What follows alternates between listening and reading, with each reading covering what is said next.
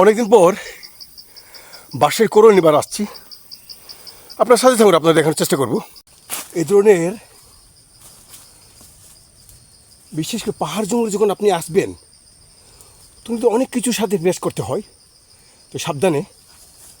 তাই এই কথাটা আমি আপনার সাথে শেয়ার করি। যেহেতু জঙ্গলে এমন কিছু হবে না, এমন না, অনেক কিছু ঘটে যেতে পারে। তাই সাবধান, একাই যান বা বন্ধু বান্ধব নিয়ে যান, খুব সাবধান। কাটলাম একটা,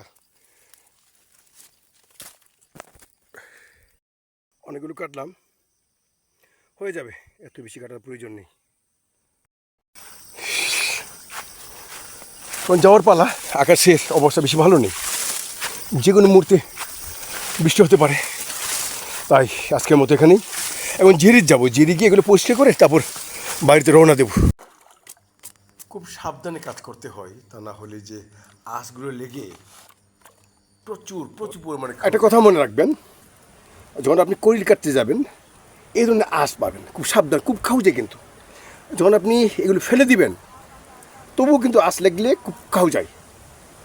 একটা প্রচলিত কথা আছে, প্রবাদ বলা যায়, জন্ম হয় কোট টাইপরে, বড় হয় ল্যাংটা হয়।